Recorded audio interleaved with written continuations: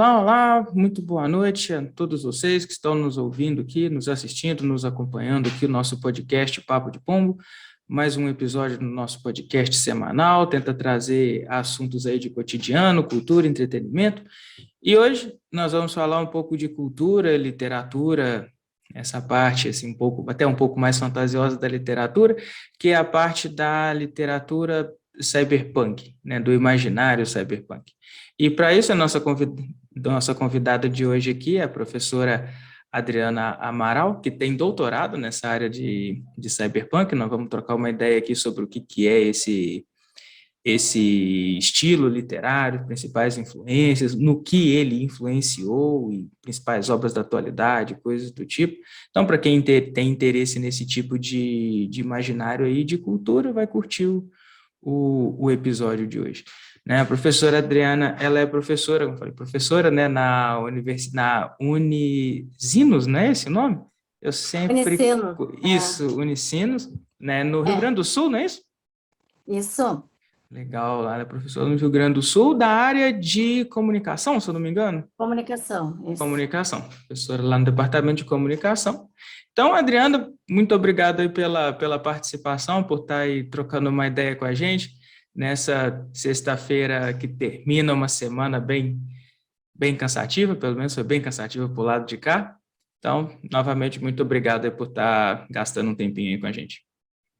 Boa noite, eu que agradeço aqui o convite, né, para todo mundo. Bom, então, como já foi apresentado, meu nome é Adriana Amaral, né, sou professora na Unicinos, que é a Universidade do Vale do Rio dos Sinos, e aqui no Rio Grande do Sul. E, bom, né, minha tese foi sobre ficção científica cyberpunk, lá em 2005, já faz um tempinho. Mas esse assunto, volta e meia, ele retorna, né? Então, ele é um tema que não se esgota nunca, assim, por conta de várias reverberações que ele traz até hoje, mesmo que enquanto subgêneros, autores de cyberpunk digam que não exista mais e tal, algumas imagens, algumas temáticas, elas continuam sempre retornando, né? Uhum. Sim. Minha primeira pergunta eu gostaria de perguntar assim, como você definiria o gênero cyberpunk? Desculpa. E quando ele surgiu? Bom, na verdade, assim, se a gente for ver historicamente, né, ele surgiu ali nos anos 80, né, foi até um jornalista, um crítico que estabeleceu esse rótulo, embora os próprios autores já falassem um pouco, né, desse termo, né, por conta da ideia de ciberespaço que vai aparecer, então, nas obras, principalmente do William Gibson. Então, né, um autor radicado no Canadá e que, bem dizer, cunhou, né, esse termo, embora a gente tenha o Bruce Sterling, tenha vários autores e autoras também que estavam trabalhando nessa época.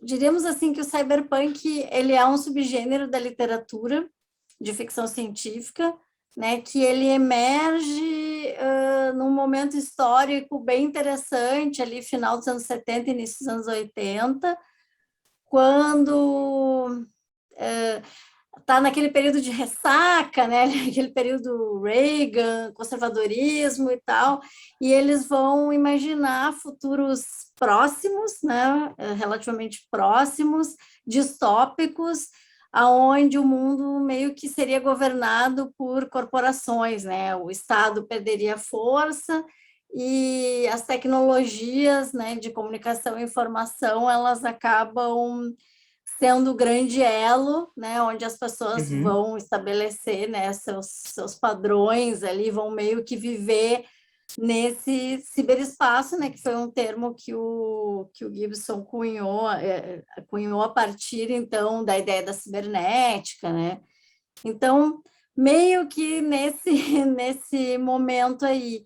E tem uma questão bem interessante sobre o cyberpunk, né, que tem a ver com a questão da linguagem e dessa ideia, né, que a gente tinha uma ideia da ficção científica, né, mais voltada com as ciências mais duras, E o cyberpunk ele vai pensar mais de uma forma mais sociológica, mais antropológica, e vai misturar com essa coisa da linguagem das ruas, por isso que tem o punk, né? Que Uhum. aí tem a ver um pouco com essa mistura de uma linguagem até que eles pegam muito dos beatniks, principalmente o Gibson, né? Ah, tá. O cyberpunk seria meio que o punk cibernético, né? O William Gibson foi o escritor da trilogia do Sprawl, né? Do Isso. Neuromancer, Count Zero e Mona Lisa Mona Overdrive. Lisa Overdrive, Isso. isso. Eu li esses livros recentemente. Acho que deve ter tipo uns, sei lá, 3 meses, mais ou menos. 2 meses por aí que eu li. São muito bons, recomendo. É, a visão do Gibson, ela é uma visão, como você falou nesse livro mesmo, né? Ele retrata a sociedade como isso, né? Você não tem Estado, você tem corporações gigantescas, você tem muitas pessoas marginalizadas, né? Até mesmo o próprio protagonista, né? O Uhum. Cage, né? Se eu não me engano, o nome dele, o próprio protagonista, ele é bem marginalizado e tal. E você acha que essa ideia do Gibson, ele, assim, essa visão dele é uma coisa que, sei lá, aconteceria? Por exemplo, o Gibson, ele pensou em algo que, tipo, aconteceria ou não? Ou você acha que ele meio que exagerou demais no pensamento dele? É que assim, né, a ficção científica as pessoas sempre pensam nessa coisa preditiva e especulativa, né? Mas a ficção científica ela está muito ligada com o presente, na verdade, o presente que era aquele anos 80 no qual Com ele a estava crítica do presente, vivenciando. né? Isso, e daí a ficção científica ela é uma extrapolação, né? Uhum, Então, mas, contudo, né, entretanto, se a gente for pensar conceitualmente, essa ideia é uma ideia muito potente, é um imaginário que a gente está vivenciando hoje, né? uhum, Então, que a gente está de novo nesses embates com as grandes corporações, a gente está vendo aí, né, o tempo inteiro esse aham, debate sobre o algoritmo, debate sobre vigilância, que eram coisas que já meio que estavam contidas lá nessas obras. Então, diríamos assim que conceitualmente, né, tem alguns teóricos, inclusive, que pensam assim, nos aspectos estéticos, criativos e do imaginário e da cultura digital que a gente vivencia hoje no nosso cotidiano, né?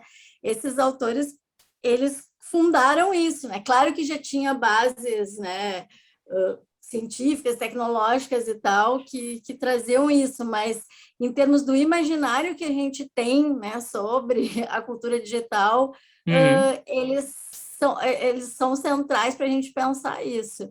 Então, nesse sentido, assim, a obra não está datada por conta disso. uhum. Tem também o link, tipo assim, de que o cyberespaço pode ser visto como a internet hoje em dia.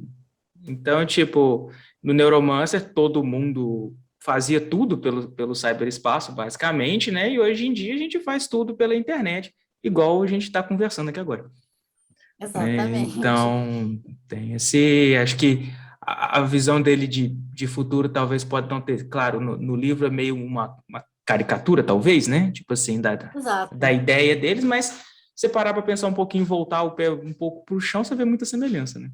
Da Esses ideia que o cara elementos, por teve. exemplo, de segregação de classes sociais por conta de Uhum, tecnologia, essas sim. questões mesmo políticas, ele já antevia, diríamos assim, esses elementos culturais, né? Essas segregações, essa questão desses usos das corporações, a própria coisa do corpo, enfim, tem uma série de elementos ali que Uhum. hoje são muito contemporâneos ainda. Ele comenta muito de modificações corporais também, né?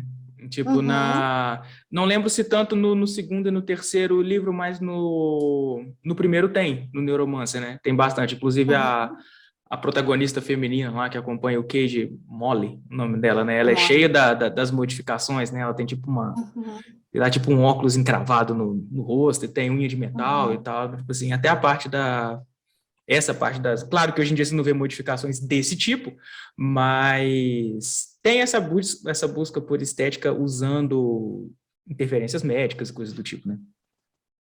no caso dele. Sim, tem, e tem muita influência em vários campos, assim, até na moda, Uhum, no que a gente usa, essa coisa de tecidos inteligentes, tudo isso tem essa influência criativa desse período, né? uhum. Então, não que as coisas detalhadamente vão ser assim, né? Ele até Não, fala, sim. o Gibson tem um outro prefácio, acho que ele fez nos 20 anos, se não me engano, que ele fala que ele não pensava na coisa do celular, mas ele estava vendo outras coisas. E aí também tem que levar em consideração que ele sempre brinca, né? Ele gosta de dizer que ele escreveu Neuromancer numa máquina de escrever, ele nem tinha Uhum, computador. aham. Então, mas os conceitos que estão ali são conceitos que são ainda muito fortes, se a gente for ver, né? Uhum. Sim, sim. E novamente, para quem está ouvindo, é uma leitura muito boa, recomendo. Os três, tem que ler os três.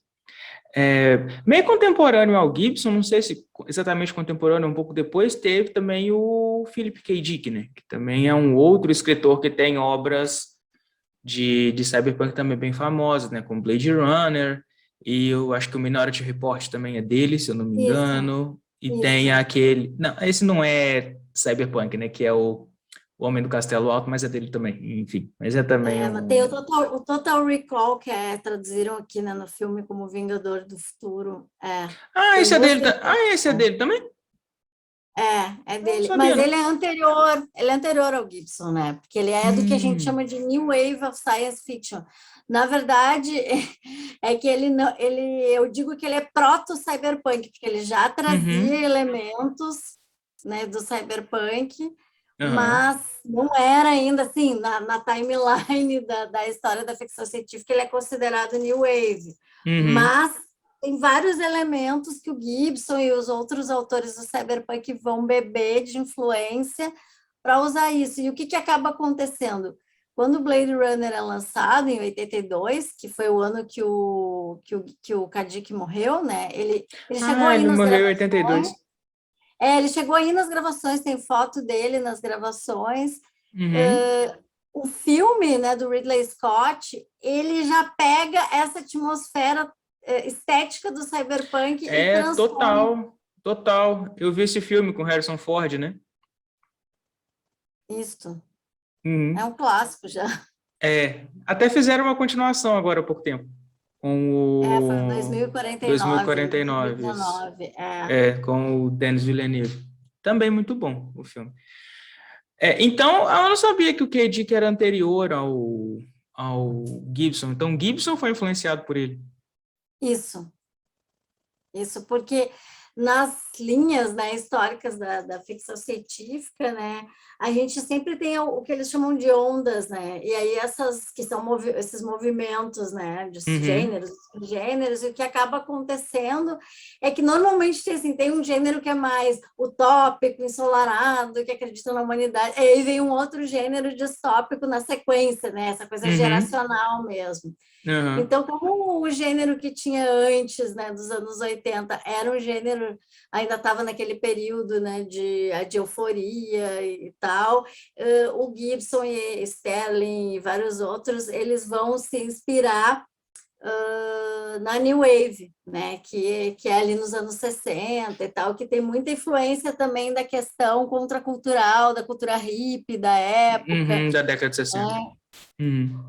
desse ambiente da Califórnia, enfim, que também é um ambiente onde, se a gente for raciocinar, se forjou toda essa cultura do computador de garagem, da tecnologia, do Vale do Silício. Uhum.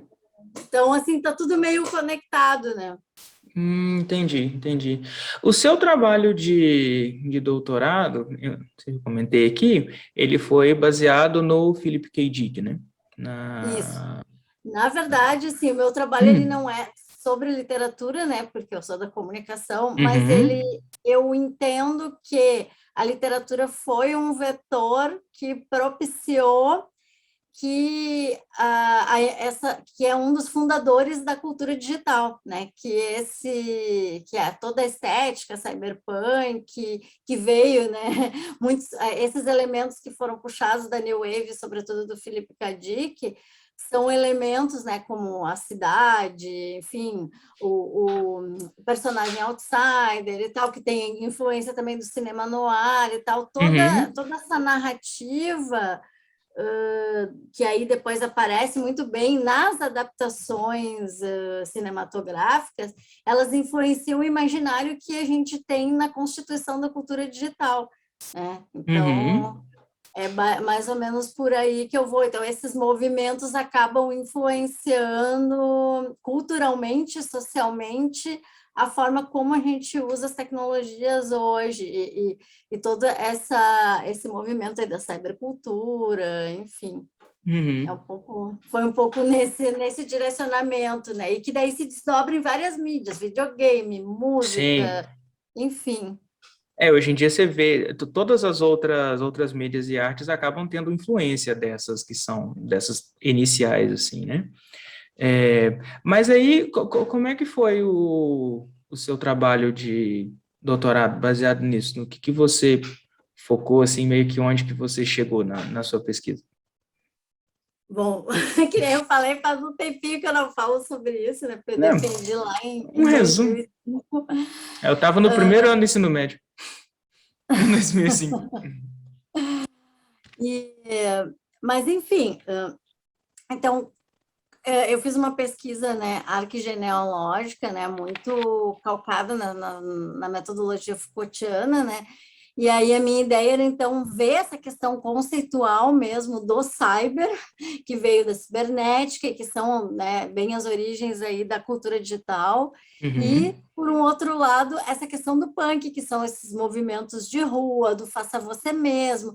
Então, esse elemento do faça você mesmo e das gangues, enfim, da contracultura, acaba sendo importante também. Só que ele acaba muitas vezes sendo menos falado, né? Por exemplo, assim, quando a gente pensa na história da internet, por exemplo, as pessoas sempre falam, é a ARPANET, a questão militar. Ok, esse era um dos eixos, mas o outro eixo era o eixo acadêmico e o terceiro eixo era o eixo contracultural, da uhum, onde saíam essas pessoas que estavam ligadas depois aos movimentos do Vale do Silício e tal, que hoje depois viraram coisas corporativas, mas naquele uhum, momento eram nichos de contracultura, né? Então tem aham, várias articulações.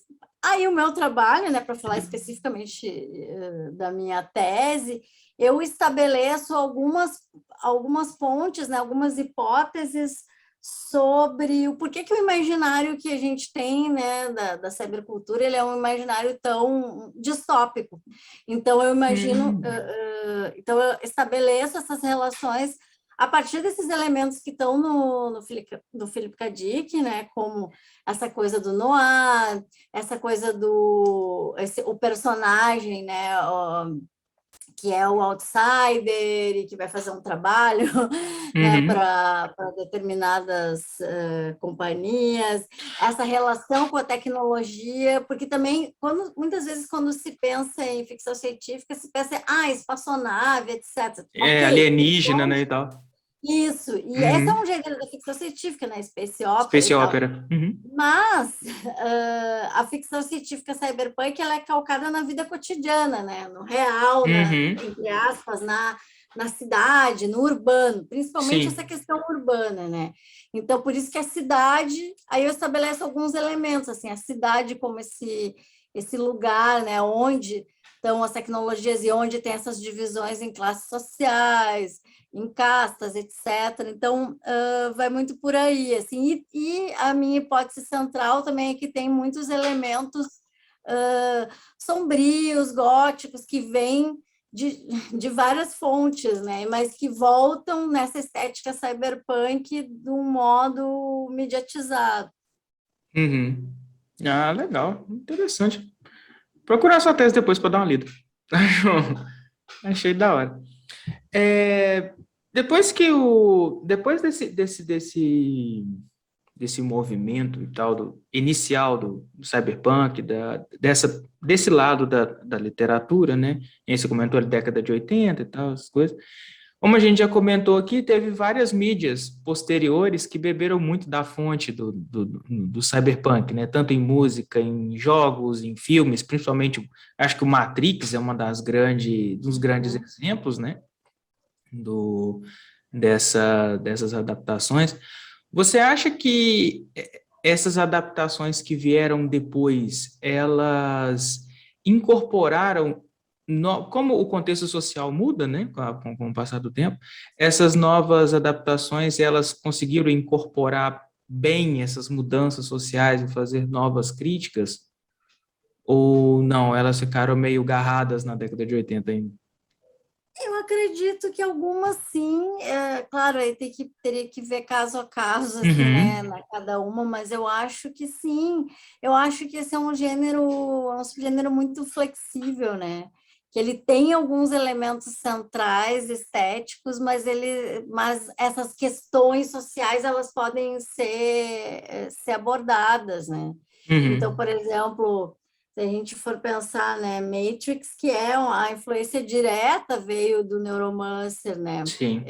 Então, ele já traz algumas questões, traz essa questão da religião também, que eu nem falei aqui, enfim, mas também essa questão filosófica, né, do Uhum, ser, enfim, da finitude, que também está lá no Blade Runner por conta, né, da questão dos androides, se eles vão acabar, esse é o grande dilema, né, da uhum, morte. Então, essas questões elas vão sendo atualizadas, né?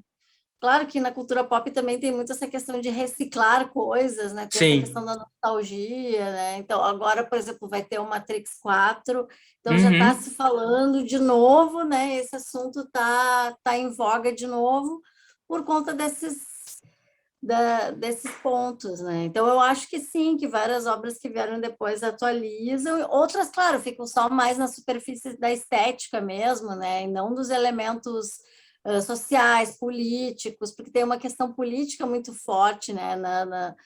Em toda essa sim. literatura cyberpunk, né? Principalmente na relação com o controle das informações, essa questão do que é a realidade, né? A gente está num ambiente agora muito né, cheio de fake news, com desinformação, essa Uhum, guerra de narrativas, né, que as pessoas falam, que aham, tem muito a ver com isso, assim, alguns grupos tentando controlar determinadas informações, então outros na vigilância, contra-vigilância, então isso vai sendo atualizado. Aí tem um cara uhum. que eles consideram um autor aí meio pós-cyberpunk, por exemplo, que é o Cory Doctorow. Ele tem alguns trabalhos bem interessantes, e ele é um ativista também, né? Para quem for seguir ele no Twitter, ele está sempre fazendo críticas, então é bem interessante. Uhum. Qual é o nome dele mesmo? Vou dar uma procurada. É Cory Cory, Doctorow, Cory com um Doctorow. W. Ah, tá. Ok. Eu vou dar uma olhada. Interessante. Ele tem acho que um livro traduzido no Brasil, eu acho que é O Pequeno Irmão, né, que seria o contraponto ao Grande Irmão, que Ah, é um tá, livro do 1984, né?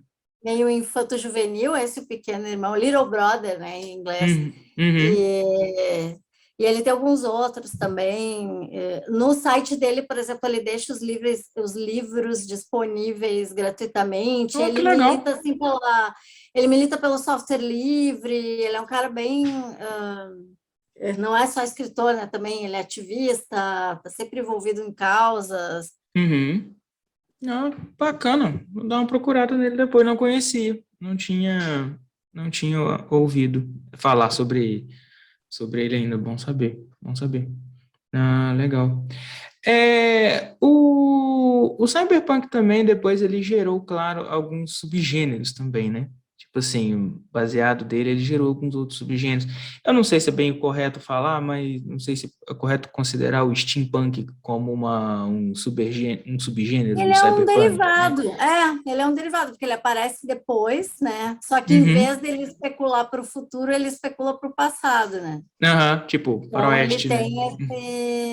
ele tem essa característica, né? Mas inclusive quem fundou também foi o Gibson Sterling, então no Ah, livro é lá deles também.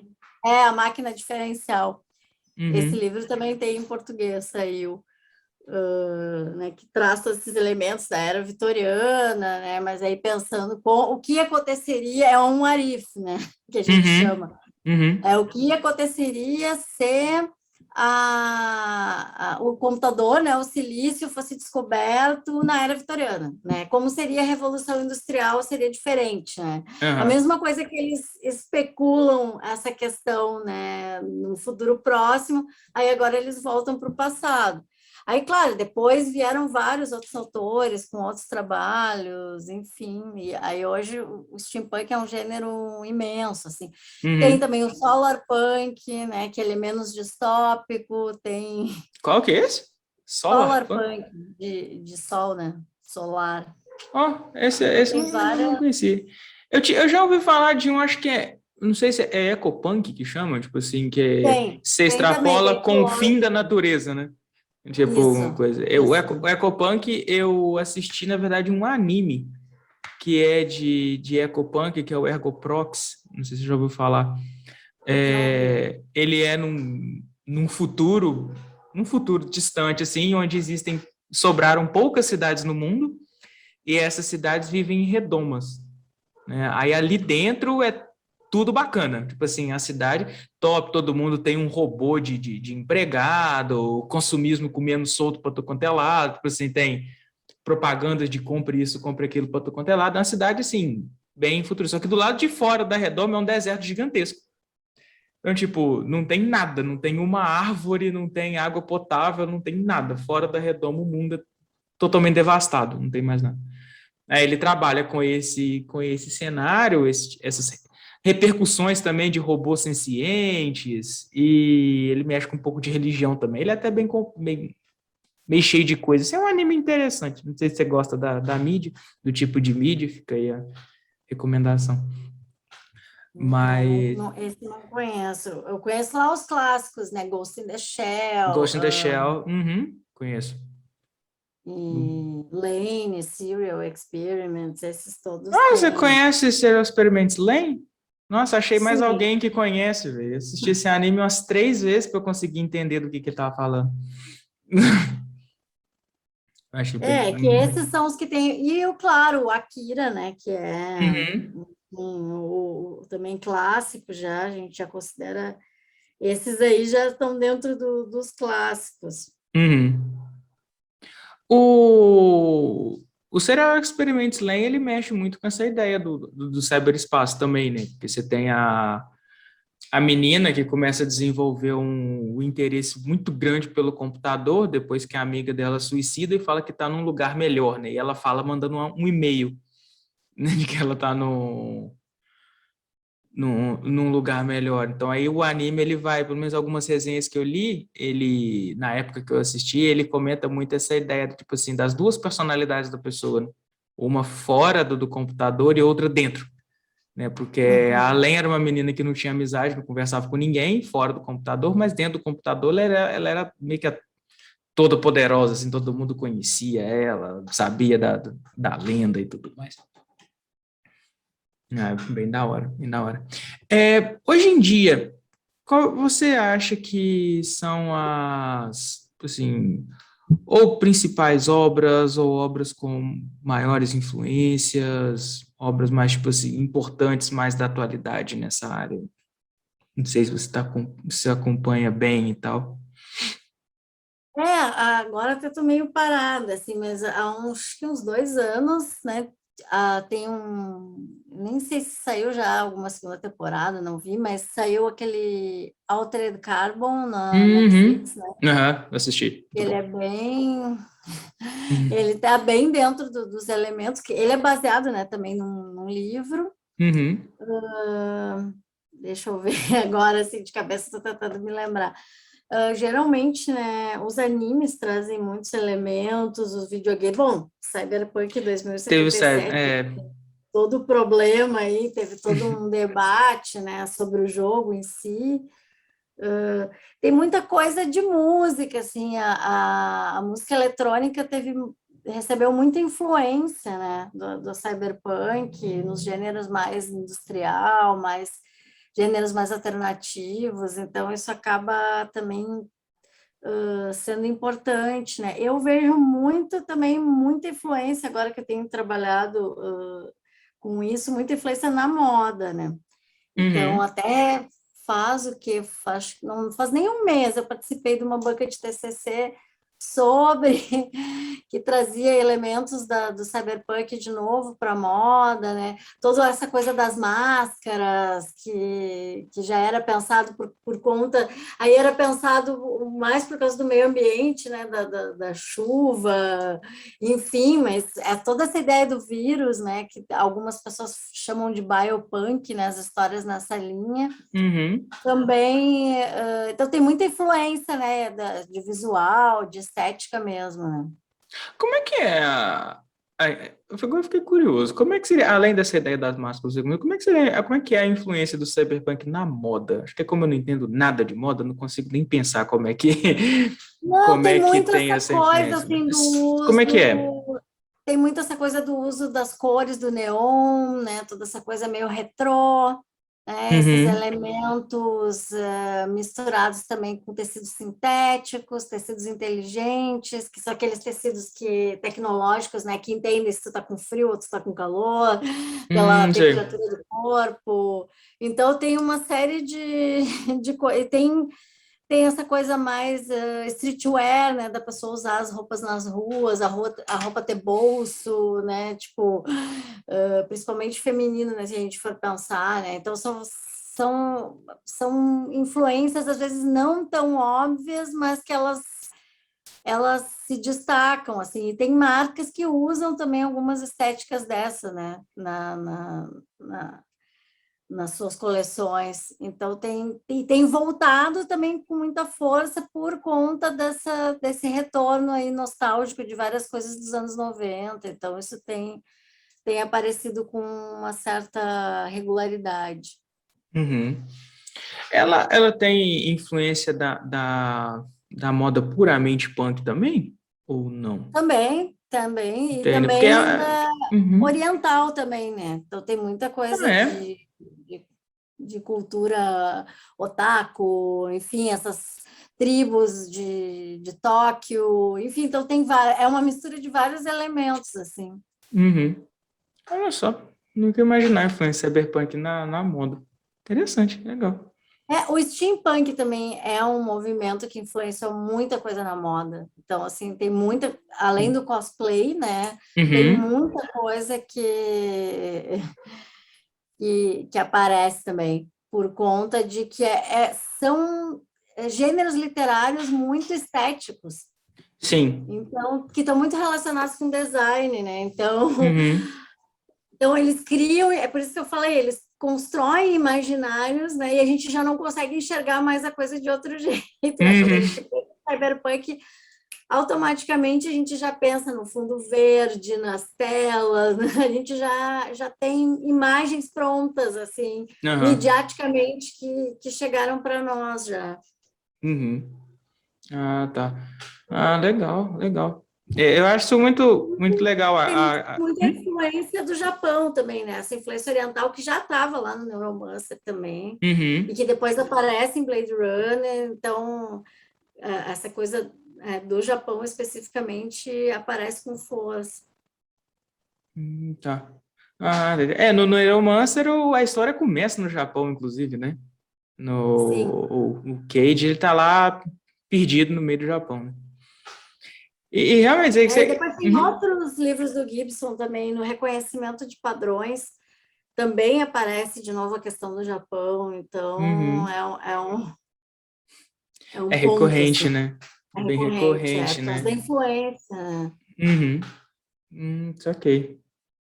Ah, legal. É engraçado, né? Porque realmente o que você comentou é muito, muito verdade, né? O poder, como é que eu vou dizer? O poder visual dessas, digamos assim, dessas literaturas, né? Tanto do cyberpunk quanto do steampunk também, é tipo assim, é só você escuta a palavra, todo o cenário já meio que monta na sua cabeça, assim, o negócio. Você está assistindo qualquer coisa, aparece o cenário assim de relance, você fala, aquilo ali é cyberpunk. Não sabe, aquilo ali Já é no detecta, seu, né? tipo assim, é um negócio assim, automático, acho que é tão forte visualmente falando, descritivamente falando e tal, que, sei lá, basta um contato, aquele negócio fica grudado, não sei se você consegue detectar depois com facilidade. Acho muito legal. É isso que a gente fala, que essas imagens recorrentes também elas ajudaram a construir, né, o imaginário que a gente tem em torno do que seria a cultura digital que a gente vive hoje, né? É que, claro, hoje Uhum, a gente, por exemplo, assim, o fato de que eu e tu estamos aqui conversando por vídeo é uma coisa normal para nós, mas sim. há 15 anos atrás, 20 anos atrás, não era. Uhum, Então, então, eles ajudaram a consolidar essas tecnologias também, né? A gente sempre diz assim que a ficção científica ela tem muita influência na inovação tecnológica também, né? uhum. Ela ela está ligada, ela está antenada, né? Não que aquilo possa acontecer exatamente igual como foi descrito lá, mas aqueles conceitos eles nos ajudam a gente, diríamos assim, a se preparar, porque no caso, por exemplo, do Neuromancer, o Gibson estava muito preocupado com a influência da TV, né? Então, tanto que a frase inicial, né, do livro é essa, a cor da A cor televisão, da TV no canal canal morto e fora do tal. ar. Uhum, Porque os anos 80 são os anos de dominância, predominância da televisão, né? uhum. Sim, sim. Então, esse papel dessas mídias que vão tendo na vida cotidiana das pessoas. E até como é que eu vou dizer, por trabalhar com tecnologia e imaginar como a tecnologia seria de uma forma meio que extrapolada, eles podem até também ter dado muita ideia para muita pessoa que trabalha com desenvolvimento de tecnologia, né? Porque às vezes o cara pode ter pensado e falar Sim. assim, olha só, caramba, será que isso dá certo mesmo? Vamos tentar. Então, Tem talvez um pode ter texto, tem um texto, acontecido isso aí também. tem um texto do Neil Gaiman que ele fala sobre isso, de como Ah, é é? importante essa visão. Agora não lembro tem uns anos aí, mas se tu jogar na internet, tu acha. Uhum. Onde ele fala assim de como é importante essa imaginação criativa, né? Ajuda também a própria ciência também a ter Sim. ideias, insights e tal. Uhum. E o Neil Gaiman é uma pessoa que tem muita, digamos assim, muita moral para falar sobre criatividade, né? Porque a pessoa que escreve Sandman, ela tem toda moral para falar de criatividade assim do mundo. É um escritor muito bom, Neil Gaiman. Inclusive, vão fazer série do Sandman agora, né? Só quero ver o que vai dar. Sim, dá É, para sair, estão gravando já. é, quero ver o que, A gente quero ver o que fica vai assim, dar. o que será que vai acontecer? Eu fico meio porque, tipo, não deve ser um negócio tão fácil de adaptar, Eu mas acho. Mas vamos ver o que vai acontecer. outro que Eu eu fico tô, com medo. outro que eu tô meio curioso também é o Cowboy Bebop, né? Que eles vão fazer um live action. Não sei se você conhece Cowboy Uhum. Bebop do anime, né? Um anime clássico, né? Sim. Eles vão fazer um live action. Quando anunciaram, eu fiquei assim, não faz não, velho. Faz não, o anime já é tão bacana, é uma chance de estragar a história. Aí saiu a imagem dos personagens. Eu tô assim, olha, ficou legal. Pode fazer sim. Pode fazer sim que eu vou assistir. É hora também que eu tô curioso, Cowboy Bebop. Mas enfim. Agora vai sair essas, acho que não sei se está para sair agora ou no mês que vem é o Fundação, né, do Asimov. É essa semana. Semana, Essa né? semana. É que Essa como eu não semana. assino o Apple, eu não sei, né? Então eu tô. Eu também não assino, não. Eu tenho um site de calendário. Tipo assim, de vez em quando eu olho lá e ele fala, você marca a série que você quer ver, ele te fala Eu quando que vi ela alguém começa e falando. tal. Eu vi alguém falando essa semana, mas como eu estava tão cheia de Uhum. coisa, eu não parei para prestar atenção, mas deve estar saindo aí. O Fundação, ele. Eu ainda não li, eu sei mais ou menos do Eu que se também trata. não. Eu até tenho ele aqui. Ah, você também não leu, porque eu acho que ele já não é da área cyberpunk, né? A Fundação, Não, ele ele é já tem outra anterior. Ele é pegada, bem né? anterior. Ele tem outra pegada. Ele é muito mais.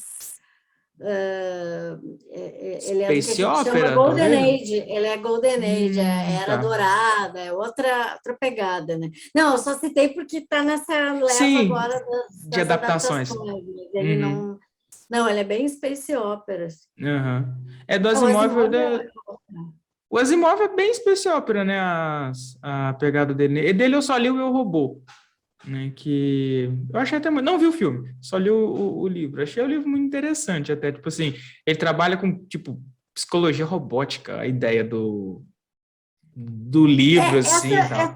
voltando, assim, essa é uma grande diferença, porque a gente tem, por exemplo, o Haley, o Asimov, que são caras que eram cientistas e aí É, vão escrever ficção científica mais hard, como a gente chama, né, hard sci-fi. E aí uhum. a gente tem caras que são como o Philip K. Dick, que são como o Gibson, que tem uma pegada mais do social, né? A própria Ursula Le Guin, né? Ah, Que do era Prêmio Úrsula, né? antropóloga, a Úrsula era antropóloga, então ela pensava mais na coisa do social, do Social. humano, então, né? Uhum. Então tinha uma outra visão, a visão dela sobre a tecnologia e sobre a ciência é uma visão da antropologia, né? Uhum. Diferente.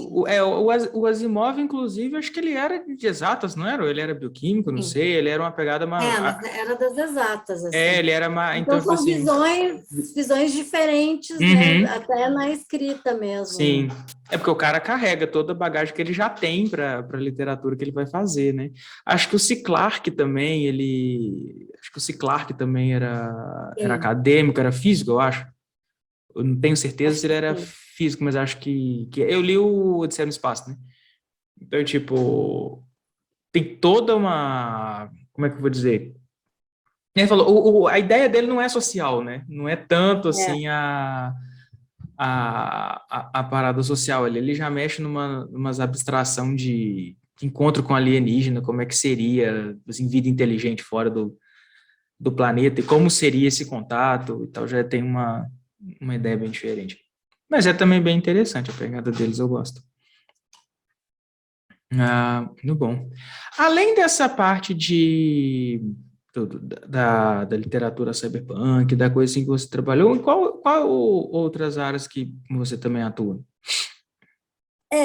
As minhas pesquisas, elas são focadas na questão da cultura digital, né? E comportamentos emergentes na cultura digital. Então, Uhum, comecei pesquisando ficção científica, né? E trabalho muito com a questão de cultura de fãs, uh, a questão, né, de juventudes e redes sociais. Então, vou um pouco por essa pegada, assim, né? Então, mas uhum, trabalho muito com essas expressões de relação entre a cultura pop e o digital, e as transformações digitais, como é que isso, né, traz influências, enfim, é um pouco por aí. uhum. Mas como assim?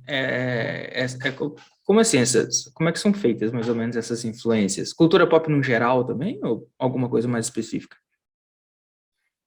Depende, assim, né?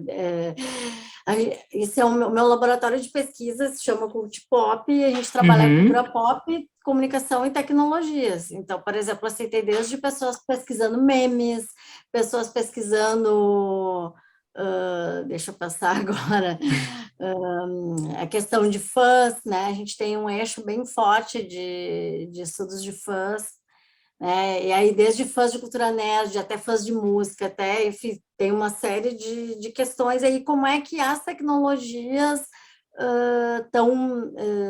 são articuladas, né, nesse contexto, comportamentos emergentes, por exemplo, desde então, 2013, mais ou menos, a gente mapeia a questão dos ativismos de fãs, né? Que uhum, é uma coisa que desde o ano passado agora as pessoas descobriram isso, mas a gente vem pesquisando isso desde 2013, né? Como é que existem mobilizações em grupos, como é que elas são organizadas, como é que elas são coordenadas, enfim, né, que usos dessas plataformas digitais são feitos, né, uhum. por esses tanto por grupos de ativistas como por grupos de fãs. Enfim, então são coisas nessa pegada, assim, né? Uhum. Ah, entendi. Entendi. Legal. Uma coisa que é muito falada hoje em dia, que é a tal do cancelamento, é meio que um comportamento de grupo de fãs. Também, também. Eu justamente tenho uma aluna que está fazendo mestrado sobre cultura do cancelamento. Hoje, inclusive, Hum. ela até me mandou uma mensagem que ela tá tendo uma conferência online, né, mas nos Estados Unidos, Sim. e ela vai apresentar trabalho amanhã Ah, que só sobre legal. cancelamento. E aí tem vários eixos, né? Cancelamento entendido como algo político, como algo social, como algo propiciado pelas tecnologias, enfim. Então, Uhum. assim, todas essas eu costumo dizer assim que a gente estuda fenômenos emergentes, assim, né? Uhum. Fenômenos sociais, né? Emergentes, né? Fenômenos sociais emergentes a partir da cultura digital. Uhum. Então, Ah, tudo que legal. eu estudei na minha tese a partir do cyberpunk, assim, me deu várias insights para, a partir daí, ver várias outras coisas, né? Tudo Uhum. sempre ligado a essa articulação. Aham. Uma última pergunta, também a gente já está dando 1 hora aqui, como a gente tinha combinado. Uma última pergunta que tem a ver com isso que você comentou agora sobre sua área de pesquisa, que você estuda esses comportamentos emergentes, grupo de fãs e jovens em geral. Não sei se vocês fizeram algum tipo de pesquisa desse aspecto, mas o grau de influência, tipo assim, o quão um fã, sei lá, um grupo pode ser influenciado por alguma ideia de alguma pessoa famosa, de algum ídolo ou alguma coisa assim. Você acha que essa capacidade, essa facilidade de ser influenciado, se ela é muito forte hoje ou não, e se com o tempo ela se modificou, Tá. tipo assim, se as pessoas ficaram mais influenciáveis ou menos influenciáveis com o Na tempo e tal. verdade, é complicado, né? Porque a gente não tem como medir historicamente, né? Retroativamente. Uhum, Mas, assim, essa questão da influência, ela já vem de um bom tempo. Aí tem toda uma construção, se a gente for falar só sobre celebridades, por exemplo, do Star System, Hollywood. Antes disso, já tem indícios, né? Por exemplo, lá desde os músicos da música erudita. Enfim, tem uhum, várias... Mas, claro, assim, o sistema, diríamos assim, das celebridades, ele é considerado, né, ali quando tem o nascimento de Hollywood e tal, tem a sim, questão da, né, mais fortemente, né?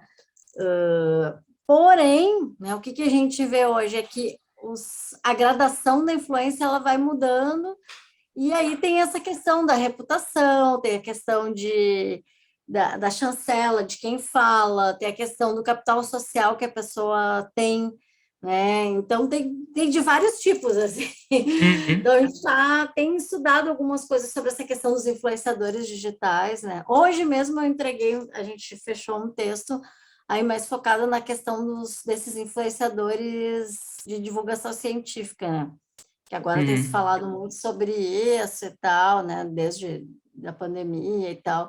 Então, uhum, como tem vários elementos aí em jogo, né? Desde o algoritmo, como é que a plataforma vai entender, enfim, até questões de gênero, de raça, e tem uma série de coisas aí. uhum. Mas o que eu posso te dizer, assim, que ao mesmo tempo que as pessoas são muito fãs e, de repente, podem... como é que eu vou dizer assim, serem influenciadas é ruim, essa palavra toda é meio positivista, mas enfim, A palavra é meio pesada, né? mas elas têm essa relação, né, até de consumo e tal. Por outro lado, também nunca se cobrou tanto dessas celebridades, tipo, das pessoas, se a Anitta não falar que não apoia o Bolsonaro, a gente não vai mais. Tem esse tipo de cobrança também, né, Uhum, dos fãs. Então, cada vez mais por conta do que? Da mediação das redes, né? Porque as pessoas se sentem mais próximas, se sentem tipo que sim. elas são mais íntimas, porque antes, aí se eu tinha lá um ídolo, sei lá, Marilyn Monroe, ela era inatingível. Ninguém chegava perto dela. Uhum. Eu via no jornal, na revista e tal. Hoje não, né? Tipo assim, a Lady É. Gaga tira foto tomando café, sei lá. Então é Uhum. uma outra No relação que Twitter você manda uma mensagem para ela, né? Pode ser que ela não é, leia e não veja, mas você consegue mandar mensagem. tu tá vendo ali, né? Claro Uhum. que muitos são mediados por agências e tal, Sim, tem, sim, claro. mas é diferente a relação. É diferente do que era 50, 20 anos atrás. Uhum. Então, e aí ao mesmo tempo, então tem essas cobranças, né? Até saiu uma matéria domingo, agora no jornal o Globo, que Uhum. eu e um outro colega também falamos sobre isso, assim, dessas cobranças, né? Então é uma via de mão dupla, né? Ao mesmo tempo que essas celebridades elas podem influenciar, ao mesmo tempo assim, o poder da mobilização, se os caras decidirem assim, a gente não vai mais comprar nada de fulano, Destrói o cara, né? Destrói a pessoa, não tem nem destrói. como. Destrói. Uhum. Essas retiradas de patrocínio, né, das empresas, enfim, tem tudo Uhum. isso. Né? Aham. É. Ó, legal Então, demais. para mim, tudo isso Hum? está dentro desse contexto, né, que ainda é um desdobramento desses elementos que a gente veio falando antes. Uhum. Ó, muito massa. Ó, legal demais. Adriana, já te aluguei por 1 hora e a gente tinha combinado por mais ou menos esse tempo, né? Mas aí, se você quiser comentar mais alguma coisa, fazer mais alguma consideração final, falar mais alguma Não, coisa, fica à acho que é vontade. isso. Acho que é isso. Enfim, também queria falar que tem escritores de cyberpunk da América Latina, do Brasil, steampunk também, né? Eu recomendo muito um livro da Nickellen, desculpa, Nickellen, ai meu Deus, ela tem um sobrenome, espero que eu me dou com ela, mas depois tu edita isso aqui que eu vou te dizer peraí, eu sempre esqueço o sobrenome dela, peraí, Nickellen Viter.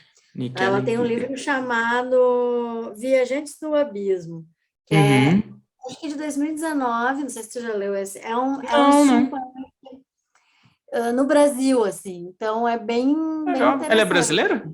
Ela é de Santa Maria, aqui do Rio Grande do Olha, Sul. que legal.